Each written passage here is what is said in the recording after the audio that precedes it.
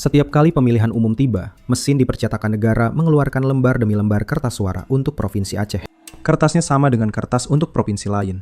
Ukurannya sama, tintanya sama, cara melipatnya sama, kotak tempat memasukkannya sama. Yang berbeda cuma gambar di atasnya. Di kertas itu tercetak lambang partai yang tidak akan ditemukan seorang pemilih di Medan, tidak di Surabaya, tidak di Jayapura. Partai-partai itu lahir di Aceh, mengurus Aceh, dan cuma bisa dicoblos di Aceh. Semuanya sah, diatur undang-undang, diawasi lembaga pemilu yang sama, dihitung dengan aturan yang sama, di sebuah negara yang menyebut dirinya negara kesatuan. Bersama Ruang Makro, mari kita menyelami satu pertanyaan yang selama puluhan tahun lebih sering ditakuti daripada dipikirkan. Bagaimana kalau Indonesia jadi negara serikat? Kertas suara tadi bukan satu-satunya. Di provinsi lain lagi, ada gubernur yang tidak pernah dipilih siapa-siapa. Ia mewarisi kursi itu. Di provinsi lain lagi, hampir 200 triliun rupiah dana khusus mengalir selama 20 tahun. Dan wilayah itu tetap tercatat paling miskin di seluruh negeri. Ketiganya berjalan hari ini di bawah satu konstitusi yang sama. Sebelum kita mulai, ada baiknya kita jujur tentang kenapa pertanyaan tadi terasa berbahaya.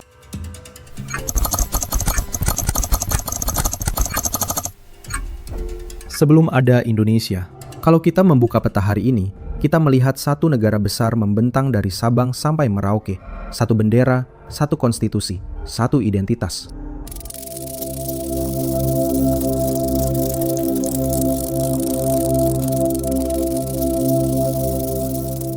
Mundur sedikit saja, gambarnya sama sekali berbeda. Sebelum abad ke-20, tidak ada satupun entitas politik bernama Indonesia.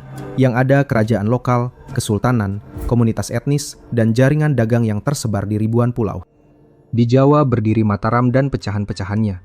Di Sumatera ada Kesultanan Aceh dan berbagai kerajaan Melayu. Di Sulawesi ada Goa dan Bon. Di Maluku, kekuasaan berpusat pada Ternate dan Tidore. Wilayah yang hari ini kita sebut Indonesia sebenarnya terdiri dari dunia-dunia politik yang sangat berbeda satu sama lain. Mereka berperang, berdagang, dan berdiplomasi antar sesama. Persis seperti negara berdiplomasi dengan negara. Antropolog Benedict Anderson dalam bukunya Imagine Communities menjelaskan bahwa bangsa bukan sesuatu yang secara alami sudah ada sejak dulu. Bangsa, katanya, adalah komunitas yang dibayangkan. Maksudnya begini, sebuah bangsa lahir ketika sekelompok besar manusia yang tidak saling mengenal mulai membayangkan diri mereka sebagai bagian dari satu komunitas politik yang sama. Seorang petani di Aceh tidak akan pernah bertemu seorang nelayan di Ambon. Mereka tidak berbagi bahasa ibu, tidak berbagi adat, tidak berbagi ingatan keluarga. Tetapi keduanya bisa merasa bahwa nasib mereka satu. Perasaan itu tidak tumbuh sendiri. Seseorang harus membangunnya. Dan itulah yang terjadi di awal abad ke-20, ketika kaum terpelajar pribumi mulai memakai kata Indonesia bukan sebagai istilah geografi, melainkan sebagai identitas politik. Budi Utomo, Sarekat Islam, Partai Komunis Indonesia, sampai Perhimpunan Indonesia di Belanda, menyebarkan satu gagasan yang waktu itu sangat baru. Orang di kepulauan ini punya nasib sejarah yang sama, sebab mereka dijajah oleh tangan yang sama.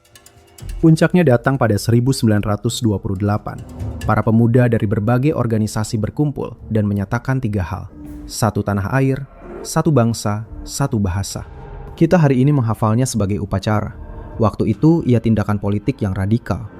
Sebab para pemuda tersebut secara sadar memutuskan melampaui identitas etnis mereka sendiri. Jawa, Batak, Minangkabau, Bugis, Ambon. Mereka meletakkan itu semua di bawah sesuatu yang lebih besar, dan waktu itu belum ada wujudnya. Tetapi membayangkan bangsa adalah satu hal.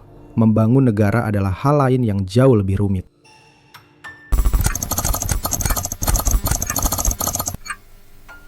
Kenapa pendiri Republik memilih satu? Ketika Indonesia memproklamasikan kemerdekaannya pada 1945, para pendiri Republik menghadapi satu pertanyaan yang sangat besar. Negara baru ini harus diorganisasi bagaimana?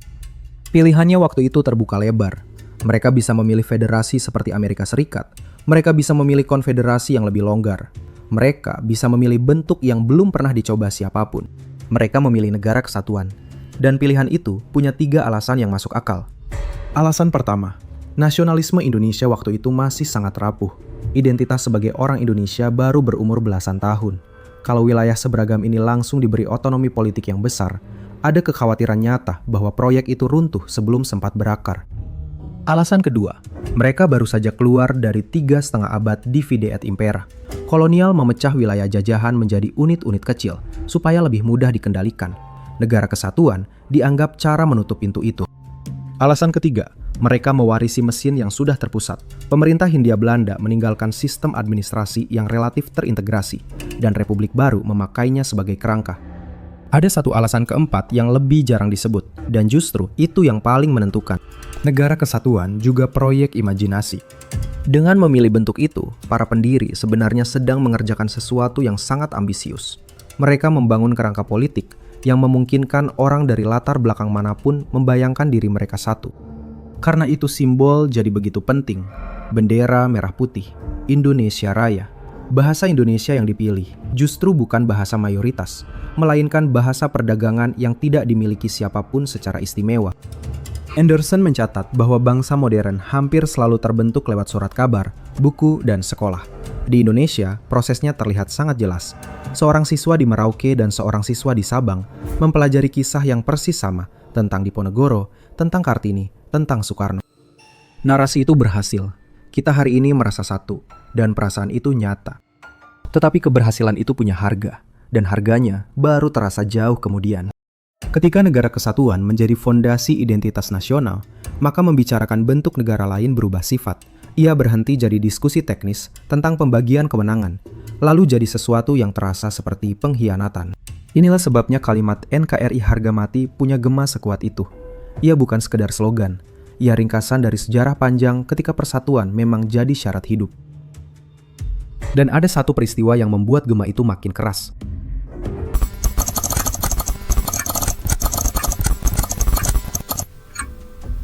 Delapan bulan yang belum selesai, Indonesia sebenarnya pernah menjadi negara serikat. Namanya Republik Indonesia Serikat, dan ia berdiri dari 27 Desember 1949 sampai 17 Agustus 1950, kurang dari 8 bulan. Tetapi bayangannya jatuh panjang, dan sampai hari ini belum sepenuhnya hilang. Ceritanya begini. Setelah proklamasi 1945, Belanda tidak menyerahkan apapun. Yang terjadi justru konflik 4 tahun yang kita kenal sebagai Revolusi Nasional. Republik yang baru lahir bertahan lewat 2 jalur sekaligus, diplomasi di meja dan gerilya di hutan. Sambil berperang, Belanda menjalankan strategi kedua yang jauh lebih halus.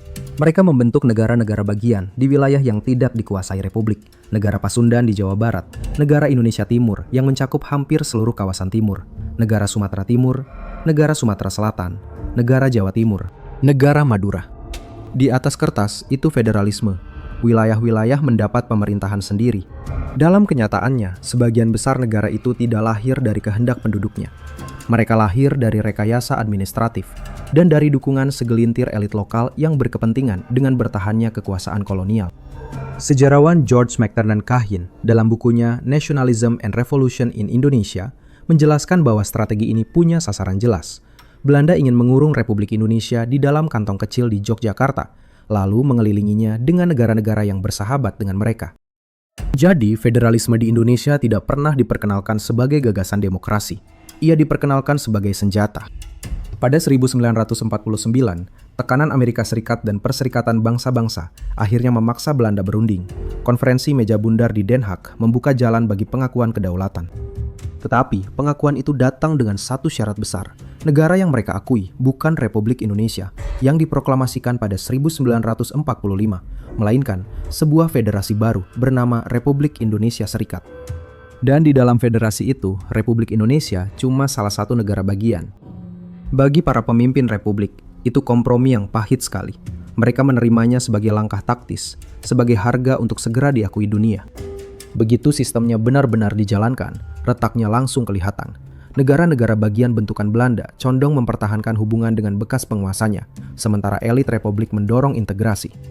Sejarawan Anthony Reid dalam bukunya The Indonesian National Revolution 1945-1949 mencatat apa yang terjadi berikutnya. Sesudah kedaulatan diakui, gelombang integrasi datang dari bawah. Negara bagian satu persatu membubarkan diri dan bergabung ke Republik Indonesia. Bukan Jakarta yang membubarkan mereka, penduduk dan elit di dalamnya sendiri yang memilih pergi. Kecepatannya pantas dicatat, sebab kecepatan itu bagian dari buktinya. Negara Jawa Timur bubar pada Maret 1950. Negara Pasundan menyusul. Sesudah dewannya sendiri menyerahkan mandat. Negara Madura ikut.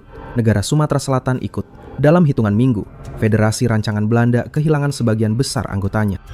Menjelang Agustus 1950, dari belasan negara bagian dan satuan kenegaraan di awal, tersisa segelintir. Negara Indonesia Timur dan negara Sumatera Timur bertahan paling lama, dan keduanya akhirnya ikut juga. Jadi RIS tidak dibunuh, ia ditinggalkan. Itu perbedaan penting, dan ia sering hilang dari cerita yang kita warisi. Federasi 1949 bukan gagal karena federalisme mustahil dijalankan. Ia gagal karena hampir tidak ada orang Indonesia yang menginginkannya, sebab mereka tahu persis siapa yang merancangnya dan untuk apa. Fenomena itu menunjukkan satu hal penting. Dukungan terhadap federasi memang sangat tipis di akar rumput, sebab orang membacanya sebagai warisan kolonial, bukan sebagai tawaran kekuasaan. Pada 17 Agustus 1950, tepat 5 tahun sesudah proklamasi, RIS resmi dibubarkan. Seluruh wilayahnya dilebur menjadi Negara Kesatuan Republik Indonesia. Sejak hari itu, dalam ingatan nasional kita, federalisme punya satu wajah, dan wajah itu wajah Belanda.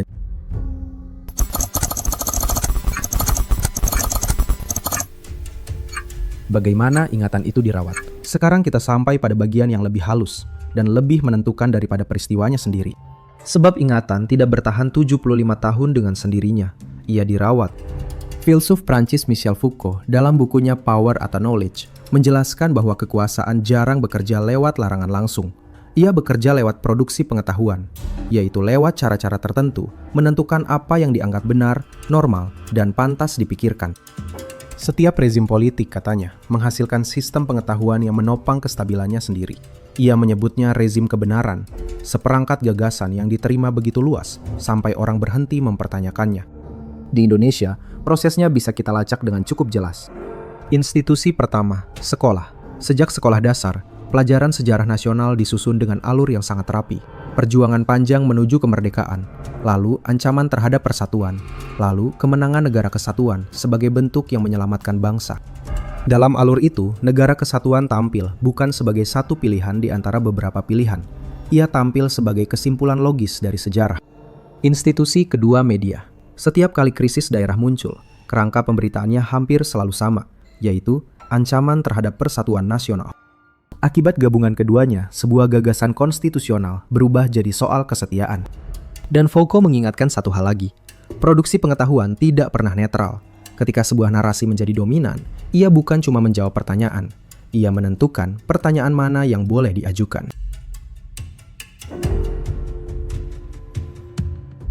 Bandingkan dengan tempat lain, dan bedanya terasa. Amerika Serikat berdebat sengit antara kubu federalis dan anti-federalis sejak konstitusinya belum kering. Perdebatan itu mereka anggap bagian dari sejarah pendirian negara, bukan aib.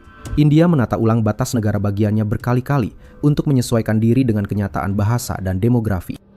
Beberapa negara Eropa merombak konstitusi untuk memperluas otonomi wilayah, dan mereka menyebutnya reformasi, bukan makar. Di Indonesia, percakapan yang sama berjalan dengan langkah yang jauh lebih berhati-hati. Dan ada satu alasan lagi kenapa percakapan ini berjalan sepelan itu. Alasan yang jauh lebih keras daripada rasa sungkan.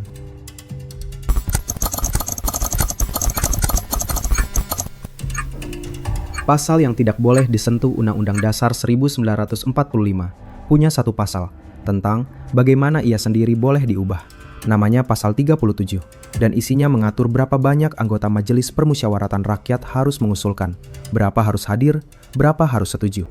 Semua bisa diubah lewat jalan itu, kewenangan presiden, susunan lembaga negara, hak warga negara, semuanya. Kecuali satu.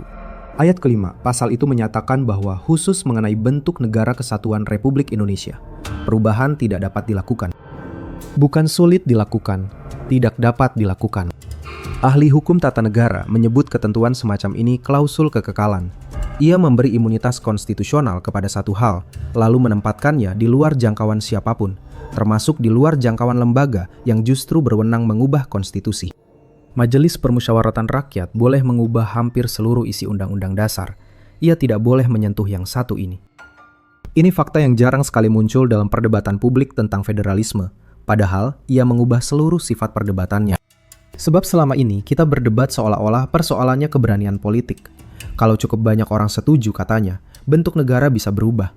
Kenyataannya tidak begitu, dan sebaiknya kita pelan-pelan di sini. Bayangkan seluruh syarat politiknya terpenuhi. Sepertiga anggota Majelis Permusyawaratan Rakyat mengajukan usul perubahan sesuai pasal 37. Sidang digelar dan quorumnya tercapai. Pemungutan suara berjalan dan mayoritasnya jauh melewati ambang. Semua orang setuju. Rakyat setuju, wakilnya setuju, presidennya setuju. Perubahan itu tetap tidak sah. Sebab ayat kelima tidak mensyaratkan jumlah suara. Ia mencabut kewenangannya sama sekali. Berapapun yang setuju, lembaga itu memang tidak punya kuasa melakukannya. Jadi yang tersedia cuma 2 pintu, dan keduanya ekstrim. Pintu pertama, ubah dulu pasal yang melarang perubahan itu. Tetapi kewenangan mengubahnya berasal dari pasal yang sama, sehingga ia mencabut kewenangan atas dirinya sendiri. Sebagian ahli hukum menyebut jalan ini mustahil secara logika, bukan cuma sulit secara politik. Pintu kedua, susun konstitusi yang sepenuhnya baru. Tetapi itu bukan lagi amandemen. Itu mendirikan negara baru di atas negara yang sudah ada. Dan sejarah menunjukkan bahwa hal semacam itu biasanya terjadi sesudah keruntuhan, bukan sesudah perdebatan. Sekarang mari kita timbang ini dengan adil, sebab ada 2 cara membacanya, dan keduanya masuk akal. Bacaan pertama, klausul itu bijak. Sebuah negara muda yang baru saja lolos dari percobaan pemecahan oleh kekuatan kolonial memang punya alasan mengunci pintu itu rapat-rapat.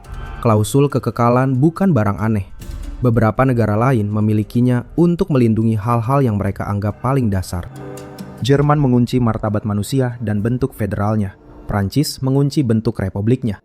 Bacaan kedua, dan ini yang perlu kita hadapi dengan jujur, klausul itu ditulis oleh satu generasi untuk mengikat semua generasi sesudahnya. Orang yang menyusun amandemen itu pada awal 2000-an hidup dengan ingatan Republik Indonesia Serikat yang masih hangat, dengan Timor Timur yang baru lepas, dan dengan Aceh dan Papua yang masih bergolak. Ketakutan mereka nyata dan alasannya kuat.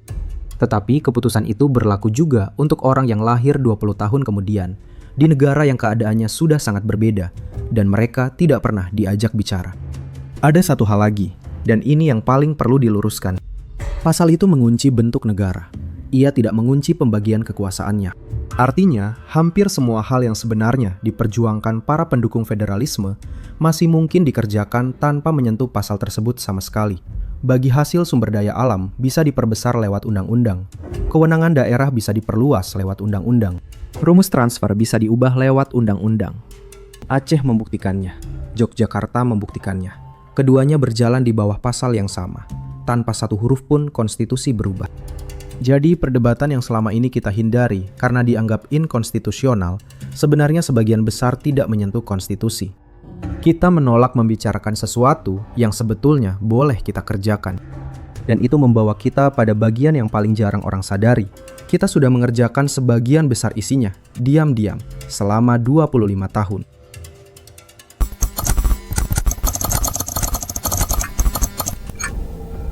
Apa yang sudah kita berikan dan kepada siapa? Mari kita hitung apa yang sebenarnya sudah ada. Aceh.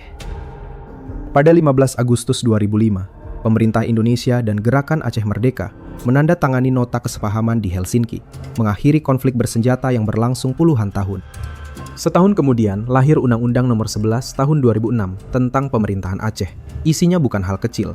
Aceh menjadi satu-satunya provinsi di Indonesia yang boleh memiliki partai politik lokal, bukan cabang partai nasional. Partai yang lahir di Aceh mengurus Aceh dan cuma bisa dipilih di Aceh. Partai Aceh, Partai Daerah Aceh, Partai Sira, Partai Nanggru Aceh, Partai Rakyat Aceh, Partai Bersatu Aceh. Aceh juga punya konun, peraturan daerah dengan kedudukan yang jauh lebih kuat daripada perda biasa. Lewat konun, Aceh mengatur urusan yang di provinsi lain menjadi kewenangan pusat. Dan Aceh memperoleh bagian dari minyak dan gas di wilayahnya sendiri dengan porsi yang jauh lebih besar daripada provinsi manapun.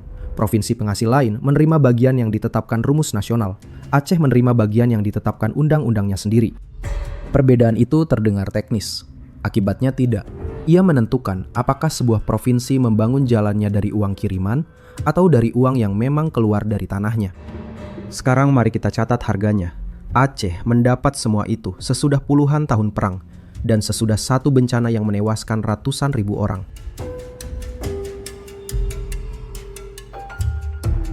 Papua. Undang-Undang Nomor 21 Tahun 2001 memberi Papua otonomi khusus dengan dana yang dipatok setara 2% dari pagu dana alokasi umum nasional berlaku 20 tahun. Pada 2021, Undang-Undang Nomor 2 menaikkannya menjadi 2,4% dan memperpanjangnya sampai 2041. Sejak 2002 sampai 2025, Papua menerima sekitar 190 triliun rupiah dari jalur itu. Papua mendapatkannya sesudah rezim Orde Baru jatuh dan di tengah tuntutan politik yang tidak pernah benar-benar reda. Yogyakarta. Undang-Undang Nomor 13 Tahun 2012 menetapkan bahwa jabatan Gubernur Daerah Istimewa Yogyakarta diisi oleh Sultan Hamengkubuwono yang bertakhta dan Wakil Gubernur oleh Adipati Paku Alam yang bertakhta. Bacalah ulang kalimat itu. Di sebuah republik yang memilih semuanya lewat pemilihan, ada satu provinsi yang kepala daerahnya mewarisi jabatan. Keistimewaan Yogyakarta juga mencakup kelembagaan, kebudayaan, tata ruang, dan pertanahan. Pemerintah pusat mengalokasikan dana keistimewaan untuk menjalankannya sejak 2013. Yogyakarta mendapatkannya bukan karena melawan, melainkan karena menampung. Ketika Jakarta jatuh ke tangan Belanda pada masa revolusi, Yogyakarta membuka pintunya untuk republik. Polanya lebih penting daripada daftarnya. Ketiga daerah itu memperoleh kewenangan yang secara substansi mendekati pengaturan federal. Partai sendiri, hukum sendiri, kepala daerah yang tidak tunduk pada mekanisme nasional, bagi hasil sendiri. Dan ketiganya mendapatkannya lewat jalan yang sama, yaitu posisi tawar. 2 lewat konflik, 1 lewat jasa sejarah. Tidak satu pun mendapatkannya karena mengajukan usulan dan meyakinkan Jakarta lewat argumen. Jakarta. Ada satu daerah lagi, dan orang jarang memasukkannya ke daftar ini sebab kekhususannya terasa wajar. Selama puluhan tahun, Jakarta berstatus daerah khusus ibu kota. Ia tidak punya kabupaten dan kota otonom di dalamnya. Wali kotanya ditunjuk, bukan dipilih. Wilayah dengan penduduk terbanyak di Indonesia justru punya lapisan demokrasi paling sedikit di tingkat bawah. Alasannya masuk akal secara teknis. Ibu kota perlu dikelola sebagai satu kesatuan, supaya banjir, transportasi, dan tata ruangnya tidak terpecah oleh batas administrasi. Alasan itu berlaku juga di tempat lain, dan di tempat lain kita menolaknya. Papua juga satu kesatuan ekologis, Kalimantan juga, Kepulauan Maluku juga. Kekhususan ternyata kita berikan berdasarkan kepentingan pusat, bukan berdasarkan prinsip. Sementara itu Bali, yang muncul di banyak percakapan tentang federalisme, sesungguhnya tidak memiliki status keistimewaan apapun. Nusa Tenggara Timur tidak punya. Kalimantan Timur, yang menopang penerimaan negara selama puluhan tahun lewat minyak, gas, dan batu bara, tidak punya. Jadi kalau ada pelajaran yang bisa dibaca daerah dari sejarah ini, pelajaran itu tidak menyenangkan. Indonesia menyerahkan kekuasaan kepada daerah yang membuat biaya menahannya jadi terlalu mahal. Apakah uangnya sampai? Sekarang pertanyaan berikutnya, dan ini pertanyaan yang paling sering dilewatkan di kedua kubu. Kalau kewenangan dan uang sudah diserahkan, apa hasilnya? Menurut Badan Pusat Statistik, pada September 2024, provinsi dengan tingkat kemiskinan tertinggi di Indonesia adalah Papua Pegunungan, dengan angka hampir 30%. Provinsi dengan tingkat kemiskinan terendah adalah Bali, dengan angka kurang dari 4%. 8 kali lipat jaraknya. Dan Bali, sekali lagi, tidak menerima dana otonomi khusus sepeser pun.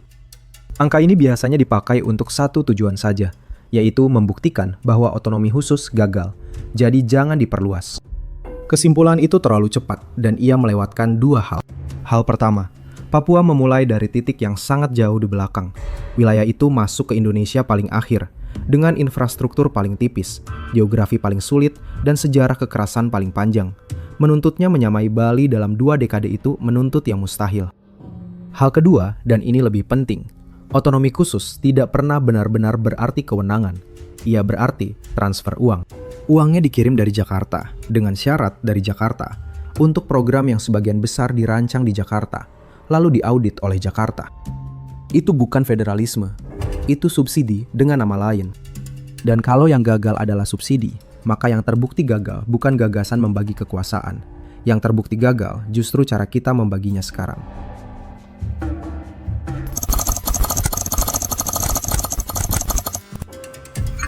Angka yang menentukan segalanya. Disinilah kita sampai pada satu angka yang membuat seluruh perdebatan ini berubah bentuk. Setiap tahun, pemerintah pusat mengirimkan sebagian anggarannya ke daerah. Pos itu namanya transfer ke daerah, dan isinya dana alokasi umum, dana alokasi khusus, dana bagi hasil, dana desa, dan otonomi khusus. Untuk tahun 2026, seluruh pos itu berjumlah hampir 700 triliun rupiah. kedengarannya besar. Sekarang letakkan di sebelah pembandingnya. Belanja negara tahun yang sama sekitar 3.800 triliun rupiah. Artinya, seluruh uang yang mengalir ke 38 provinsi, ratusan kabupaten dan kota, dan puluhan ribu desa di Indonesia berjumlah 18% dari belanja negara. 82% sisanya dibelanjakan dan diputuskan di pusat. Ini setelah 25 tahun yang kita sebut era desentralisasi. Dan kalau kita buka isi hampir 700 triliun itu, gambarnya makin jelas. Bagian terbesarnya dana alokasi umum, sekitar 370 triliun rupiah. Daerah memang bebas memakainya, tetapi besarannya ditentukan lewat rumus yang disusun di pusat, dan daerah tidak ikut menyusun rumus itu. Berikutnya, dana alokasi khusus, sekitar 155 triliun. Kata khusus di situ berarti penggunaannya sudah ditentukan lebih dulu. Uangnya sampai ke daerah, keputusannya tidak. Lalu dana bagi hasil, sekitar 45 triliun. Inilah pos tempat daerah penghasil menerima bagian dari minyak, gas, mineral, dan hutan yang keluar dari tanah mereka sendiri. 45 triliun dari seluruh Indonesia untuk seluruh komoditas. Sebagai pembanding, dana desa saja 60 triliun.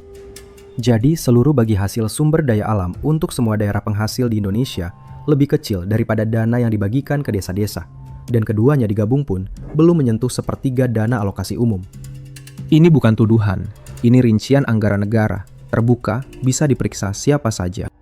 Dan angkanya bukan sedang naik. Transfer ke daerah tahun 2026 turun sekitar 20% dibanding tahun sebelumnya. Selisihnya 171 triliun rupiah. Itu angka terendah sejak 2016 dan penurunan paling dalam sepanjang 25 tahun desentralisasi fiskal. Komite Pemantauan Pelaksanaan Otonomi Daerah menyebut ini alarm serius. Daerah yang bergantung pada transfer akan mengalami guncangan anggaran, layanan publik akan turun mutunya, dan pemerintah daerah kemungkinan besar akan menutup lubang itu dengan menaikkan pajak sendiri. Satu rincian terakhir, dan rincian ini yang paling menohok. Dari hampir 700 triliun itu, seluruh dana otonomi khusus untuk Aceh dan 6 provinsi di Papua sekaligus berjumlah 13 triliun rupiah. Kurang dari 2% dari transfer daerah. Kurang dari 0,5% dari belanja negara. Itulah ukuran sebenarnya dari kekhususan yang selama ini kita perdebatkan, seolah-olah ia mengancam keutuhan negara.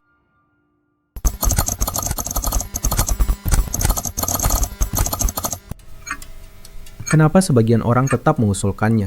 Dengan gambaran itu di tangan, argumen para pendukung federalisme jadi lebih mudah dipahami.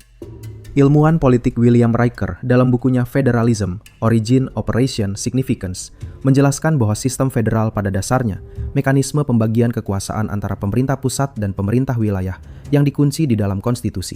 Kata terakhir itu yang menentukan, dikunci di dalam konstitusi. Sebab dalam sistem kita sekarang, kewenangan daerah diberikan lewat undang-undang, dan apa yang diberikan undang-undang bisa diambil kembali oleh undang-undang. Daerah menjalankan kekuasaan sebagai pinjaman, bukan sebagai milik. Riker juga mencatat bahwa federalisme biasanya muncul di situasi tertentu, yaitu ketika wilayah-wilayah ingin tetap berada dalam satu negara, tetapi juga ingin memegang kendali atas urusan mereka sendiri. Ia alat untuk menyeimbangkan dua kebutuhan yang sama-sama nyata. Ekonom Wallace Oates menambahkan, lapisan yang lebih praktis lewat teorinya tentang federalisme fiskal. Kebijakan publik, katanya, cenderung lebih tepat sasaran kalau dirancang oleh pemerintahan yang paling dekat dengan orang yang dilayaninya, sebab merekalah yang paling tahu keadaan setempat. Contohnya, bertebaran. Amerika Serikat memberi kewenangan luas kepada negara bagian untuk mengatur urusan domestik mereka. Brasil memakai struktur federal untuk mengelola wilayah raksasa dengan tingkat pembangunan yang timpang. India memakainya untuk menampung keragaman bahasa, agama, dan etnis yang jauh lebih rumit daripada Indonesia. Ketiganya masih berdiri.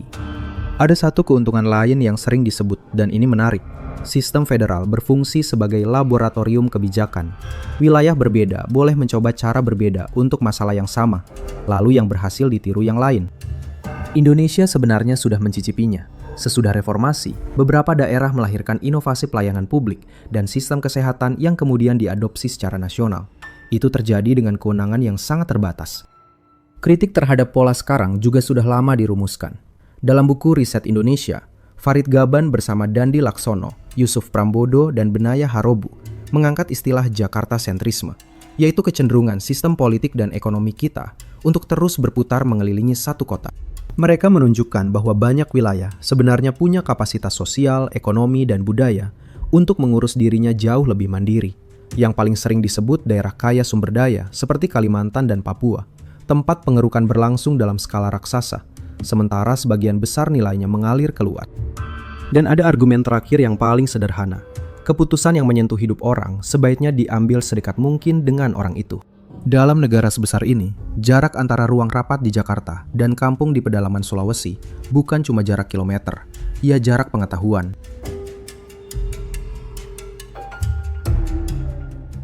Keberatan yang paling serius. Sekarang saya harus menyampaikan bantahannya, dan saya akan menyampaikannya dengan jujur. Sebab ini keberatan yang paling kuat dan paling sering diabaikan oleh pendukung federalisme. Pertanyaannya begini, kalau kekuasaan dipindahkan dari pusat ke daerah, apakah ia benar-benar sampai ke masyarakat atau cuma berpindah ke elit yang sudah berkuasa di daerah itu? Ilmuwan politik Fedi Hadis dalam bukunya Localizing Power in Post-Authoritarian Indonesia menunjukkan jawaban yang tidak menyenangkan. Desentralisasi tidak menghapus struktur oligarki yang sudah terbentuk sebelumnya. Elit lama justru beradaptasi. Mereka membangun aliansi baru dengan politisi lokal, birokrat daerah, dan pengusaha regional, lalu meneruskan pengaruh mereka dalam konfigurasi yang berubah. Edward Espinal dan Greg Philly dalam bukunya Local Power and Politics in Indonesia menambahkan gambaran lapangannya. Politik daerah di banyak wilayah masih digerakkan oleh patronase. Kandidat bergantung pada jaringan bisnis, tokoh adat, dan elit birokrasi untuk memobilisasi suara. Akibatnya, pemilihan kepala daerah sering tidak menghasilkan pergantian kekuasaan. Yang terjadi rotasi orang di dalam jaringan yang sama. Contohnya tidak sulit dicari. Di Banten, politik daerah selama bertahun-tahun berputar di sekitar dinasti keluarga Ratu Atut Cossiah, yang anggotanya menduduki berbagai posisi pemerintahan sekaligus. Pola serupa muncul di Sulawesi Selatan dan di puluhan kabupaten lain. Cukup sering sampai orang membuat istilah untuk itu, yaitu oligarki lokal. Dan Riker sendiri memperingatkan bahwa stabilitas sistem federal bergantung pada keseimbangan kekuasaan di antara aktor-aktornya. Kalau keseimbangan itu terganggu, federalisme bisa melahirkan konflik baru antar tingkat pemerintahan. Pengalaman dunia menunjukkan bahwa sistem federal bekerja baik ketika institusi di tingkat wilayah sudah kuat. Amerika Serikat dan Jerman bertahan karena pengadilan, birokrasi, pers, dan masyarakat sipil di negara bagian mereka punya kapasitas untuk mengawasi kekuasaan. Di Indonesia, kapasitas itu belum merata. Di banyak kabupaten, pengawasan terhadap bupati praktis bertumpu pada segelintir jurnalis dan aktivis yang bekerja tanpa perlindungan memadai. Jadi keberatan ini nyata, dan ia tidak bisa dijawab dengan optimisme. Menyerahkan kekuasaan lebih besar kepada daerah tanpa memperkuat pengawasan di daerah bukan demokratisasi. Itu memindahkan monopoli, bukan membubarkannya. Dua kemungkinan. Kalau perubahan sebesar itu benar-benar dijalankan, apa yang akan terjadi? Kajian ilmu politik biasanya membelah jawabannya jadi dua kemungkinan besar, dan keduanya perlu kita letakkan berdampingan. Kemungkinan pertama, dan ini yang optimistis. Dalam sistem federal, wilayah memperoleh kewenangan yang terkunci di konstitusi, bukan dipinjamkan lewat undang-undang. Kepastian itu mengubah perilaku. Pemerintah daerah bisa merancang program 10 tahun tanpa takut kewenangannya ditarik pada tahun keempat. Daerah berhenti jadi pelaksana dan mulai jadi perancang. Di India, negara bagian memegang ruang besar untuk kebijakan pendidikan dan kesehatan, dan hasilnya beragam dengan cara yang justru berguna. Kerala membangun sistem kesehatan dan melek huruf jauh di atas rata-rata nasionalnya, dengan pendapatan per kepala yang biasa saja. Negara bagian lain kemudian mempelajari caranya. Di Brasil, pemerintah negara bagian memikul sebagian besar beban mengelola wilayah seluas benua dengan tingkat kemakmuran yang timpang parah. Inilah yang orang sebut laboratorium kebijakan. Masalah yang sama boleh dicoba dengan cara berbeda di tempat berbeda, lalu yang berhasil menyebar. Indonesia sebenarnya sudah pernah mencicipinya. Sesudah reformasi, beberapa kabupaten melahirkan terobosan pelayanan publik dan jaminan kesehatan daerah yang belakangan diadopsi secara nasional. Itu terjadi dengan kewenangan yang sangat sempit dan anggaran yang sangat terikat. Bayangkan kalau ruangnya lebih lebar dan kepastiannya lebih panjang. Kemungkinan kedua, dan ini yang pesimistis. Kekuasaan berpindah dari satu pusat dominasi ke banyak pusat dominasi kecil. Bupati dan gubernur dengan kewenangan konstitusional, tanpa pers lokal yang kuat dan tanpa pengadilan yang berani, berubah menjadi penguasa kecil yang jauh lebih sulit disentuh daripada menteri. Pengambilan keputusan nasional juga melambat. Setiap kebijakan besar harus melewati negosiasi antara pusat dan wilayah yang kepentingannya berbeda-beda. Dalam keadaan darurat, kelambatan itu mahal. Dan ada kekhawatiran ketiga yang paling sensitif. Indonesia punya sejarah panjang ketegangan politik regional. Di Aceh, konflik bersenjata berlangsung puluhan tahun sebelum berakhir di Helsinki pada 2005. Di Papua, ketegangan terkait tuntutan politik masih berlangsung sampai hari ini. Sebagian pengamat khawatir, otonomi yang jauh lebih luas akan memperkuat dinamika politik regional sampai ke titik yang tidak bisa ditarik kembali. Kekhawatiran itu tidak boleh diremehkan, dan saya tidak akan meremehkannya. Tetapi, kekhawatiran itu juga perlu diuji dengan bukti, sebab bukti soal ini tersedia, dan hasilnya tidak searah.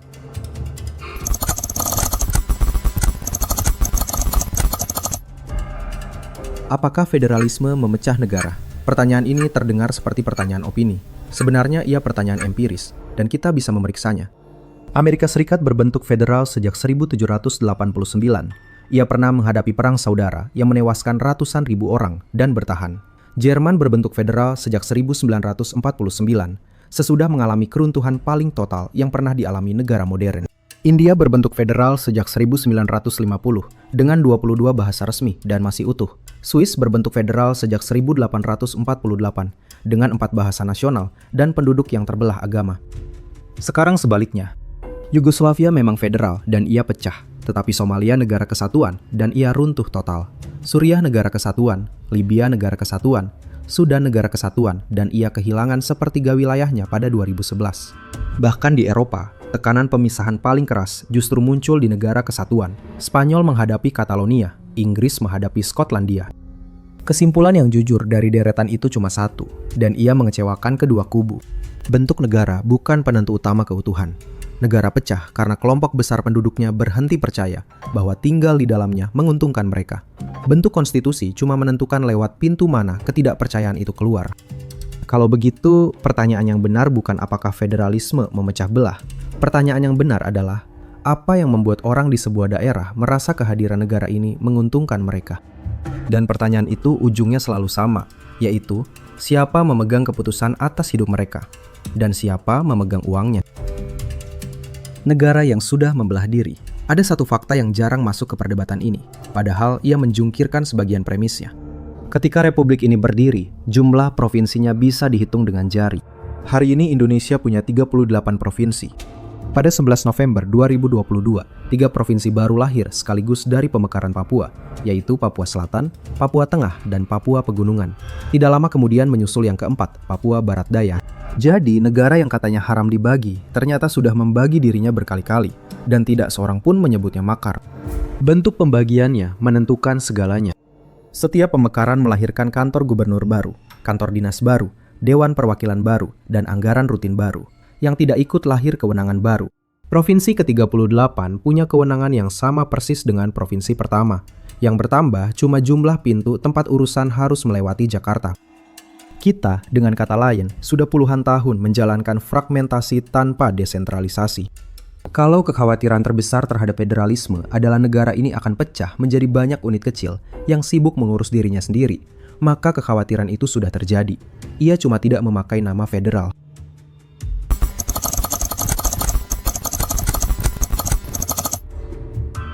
Tiga pertanyaan. Karena urusan ini menyangkut penghidupan lebih dari 270 juta orang, 3 pertanyaan perlu kita ajukan dengan terang. Siapa yang membayar? Daerah penghasil. Lebih dulu dan paling lama, Kalimantan Timur menyerahkan minyak, gas, dan batu baranya selama puluhan tahun. Papua menyerahkan tembaga dan emasnya. Riau menyerahkan minyak dan sawitnya. Lalu penduduk di daerah yang layanan publiknya paling tipis, sebab merekalah yang paling merasakan ketika transfer daerah dipotong 171 triliun rupiah dalam 1 tahun anggaran. Siapa yang memutuskan? Kementerian dan lembaga di Jakarta, dan pada akhirnya Kementerian Keuangan yang menentukan berapa yang mengalir kemana. Rumus dana alokasi umum tidak pernah jadi bahan kampanye. Ia dibahas oleh orang yang sovereign, delicate, dan dimengerti oleh orang yang lebih sedikit lagi. Siapa yang tidak bisa menolak? Daerah yang tidak punya posisi tawar, daerah yang tidak pernah berperang, tidak menyimpan mineral strategis, dan tidak menampung republik saat republik terdesak. Mereka menerima rumus yang dikirim kepada mereka, dan tidak ada mekanisme apapun untuk membantahnya. Satu pagar perlu saya pasang di sini. 2 kelompok rakyat bisa berlawanan kepentingan dalam soal ini, dan keduanya wajib disebut. Penduduk daerah penghasil punya alasan kuat menuntut bagian lebih besar. Tetapi penduduk daerah miskin sumber daya, seperti Nusa Tenggara Timur, justru bergantung pada redistribusi dari pusat. Federalisme yang dirancang buruk bisa memperkaya yang sudah kaya dan meninggalkan yang paling membutuhkan. Siapapun yang mengusulkan perubahan bentuk negara harus menjawab itu lebih dulu, dan jawabannya tidak boleh berupa harapan.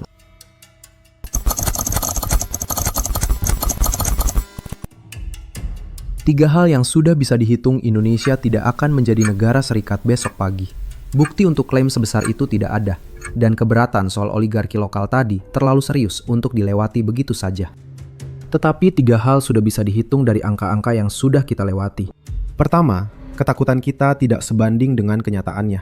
Kita memperlakukan federalisme sebagai ancaman eksistensial, padahal pengaturan yang paling mendekatinya sudah berjalan puluhan tahun di Aceh dan Yogyakarta, tanpa negara ini retak sedikit pun. Yogyakarta punya kepala daerah yang tidak dipilih sejak lebih dari 10 tahun lalu, dan tidak ada satupun orang yang menyebut itu ancaman persatuan. Kedua, arah yang sedang kita jalani justru berlawanan dengan yang kita bicarakan. Sementara publik memperdebatkan apakah daerah pantas diberi kekuasaan lebih, transfer ke daerah dipotong ke titik terendah dalam 10 tahun. Dan itu keputusan terbesar soal hubungan pusat dan daerah dalam satu generasi. Ia diambil lewat pembahasan anggaran, hampir tanpa perdebatan publik. Ketiga, dan ini yang paling penting, larangan berpikir tidak pernah menguatkan sebuah negara. Amerika Serikat memperdebatkan pembagian kekuasaan sejak hari pertama dan tidak pecah karenanya. India merombak batas negara bagiannya berulang kali dan tetap berdiri. Yang membuat negara bertahan bukan keseragaman jawaban, melainkan adanya saluran untuk menanyakan pertanyaannya. Ketiganya tidak membuktikan bahwa federalisme pasti berhasil. Ketiganya membuktikan sesuatu yang lebih sederhana, yaitu bahwa kita menolak membicarakan sesuatu yang sebagian sudah kita kerjakan, sambil menjalankan kebalikannya tanpa membicarakannya sama sekali. Yang kita hadapi hari ini bukan negara yang terlalu longgar. Kita menghadapi negara yang 82% anggarannya diputuskan di satu kota, sementara akibatnya ditanggung di 38 provinsi. Anderson dalam bukunya Imagine Communities menutup argumennya dengan satu gagasan yang gampang terlewat. Kalau bangsa memang komunitas yang dibayangkan, maka ia bukan benda alam. Ia hasil kerja manusia, dan manusia mengerjakannya dengan pilihan-pilihan tertentu pada waktu tertentu untuk menjawab masalah tertentu. Sesuatu yang dibayangkan bisa dibayangkan ulang. Para pemuda pada 1928 mengerjakan persis itu. Mereka mewarisi kepulauan berisi puluhan dunia politik yang saling asing, lalu memutuskan membayangkannya sebagai satu. Tidak ada yang mewajibkan mereka. Mereka memilihnya. Kita mewarisi hasil pilihan itu, dan kita berutang budi padanya. Tetapi mewarisi sebuah bangsa tidak sama dengan dilarang memikirkan cara mengurusnya. Selembar kertas suara. Kalau seluruh cerita ini ditarik menjadi satu, tidak ada satupun keputusan yang bisa ditunjuk sebagai penyebabnya. Tidak ada pendiri republik yang merancang Indonesia supaya kekuasaannya menumpuk di satu kota. Tidak ada presiden yang memutuskan bahwa daerah cuma boleh menerima 18%. Tidak ada satu undang-undang yang menetapkan bahwa kewenangan hanya diberikan kepada yang melawan. Yang ada cuma satu urutan, berjalan berulang-ulang selama 80 tahun. Perang panjang menghasilkan posisi tawar. Posisi tawar memaksa perundingan. Perundingan melahirkan undang-undang. Undang-undang melahirkan partai. Partai punya lambang. Lambang itu dicetak di kertas suara. Dan di provinsi yang tidak berperang, urutannya berhenti di langkah pertama. Tidak ada posisi tawar, jadi tidak ada perundingan. Tidak ada perundingan, jadi tidak ada undang-undang. Tidak ada undang-undang, jadi kertas suaranya sama seperti di semua tempat. Tahun ini mesin percetakan itu bekerja lagi. Lembar-lembar kertas untuk Aceh keluar dengan lambang-lambang yang tidak ada di provinsi manapun. Dan lembar untuk 37 provinsi lain keluar seperti biasa. Pemilihan berikutnya. Mesin yang sama akan mencetak yang sama. Kertas itu bukti bahwa negara ini sanggup membagi kekuasaannya tanpa retak. Ia sudah melakukannya, dan hasilnya bisa dipegang dengan tangan. Yang belum pernah kita jawab cuma satu. Apakah sebuah daerah harus lebih dulu kehilangan puluhan ribu nyawanya sebelum pertanyaan itu boleh ditanyakan?